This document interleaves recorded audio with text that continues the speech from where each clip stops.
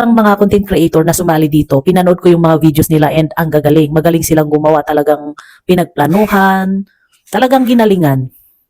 Yung akin kasi, putyo-putyo lang, kaya siguro 681 lang yung binayad sa akin.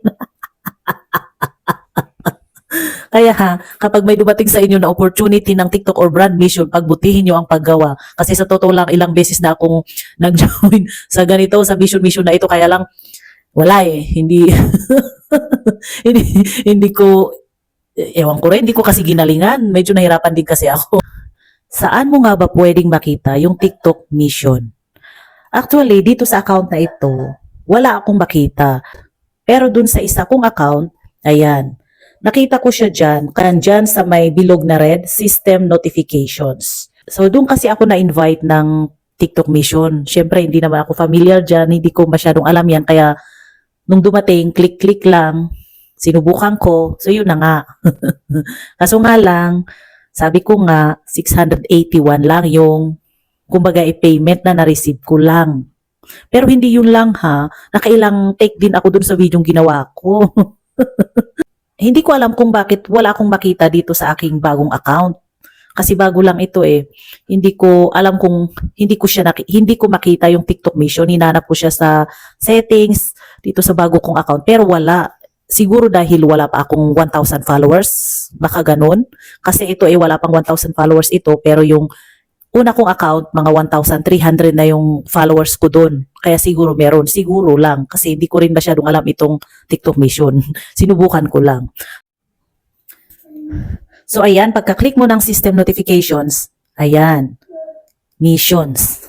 Ang makikita mong katabi niyan, ayan. Monetization, account updates. Kaya lang, yun nga, sa una kong account ito. Dito kasi sa account na ito, hinanap ko rin dito. Kaya lang wala akong makitang missions. Kaya ang napunta sa isip ko, siguro dahil wala akong nare-receive na invitation. Kasi itong brand or TikTok mission, may mag-invite sa'yo, may darating sa'yo na notifications from TikTok na ini-invite ka na makipag-join sa isang brand or TikTok mission. Tingnan nyo yung mga dumarating na notifications from TikTok. Kasi ako noon, hindi ko pinapansin. Kaya hindi ko agad nakita na meron na pala akong 3 notification na kumbaga nag-invite yung mga brands sa mga content creator na sumali. Ganon. Kaya tingnan nyo din kung minsan yung mga notifications, basahin nyo yung notifications galing sa TikTok. Baka mamaya, ini-invite pala kayo na mag-join sa isang brand or TikTok mission. Hindi ko rin sure at hindi ko rin alam kung bakit walang ganyan. Siguro dahil wala pa akong 1,000 followers or dahil wala pa akong invitation. Yun lang naman ang possible na dahilan kung bakit wala akong makitang ganito dito sa bago kong account. Kaya, tips ko lang, kung sakaling nabigyan kayo ng opportunity na invite kayo sa mga mission na yan, pagbutihin nyo po ang paggawa ng video.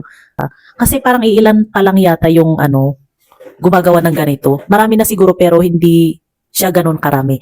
Kaya kapag nabigyan kayo ng opportunity, pagbutihin nyo. Ako kasi medyo, hindi ko alam, medyo mahirap gumawa rin ng parang pangkatalastas na video para sa mga brand.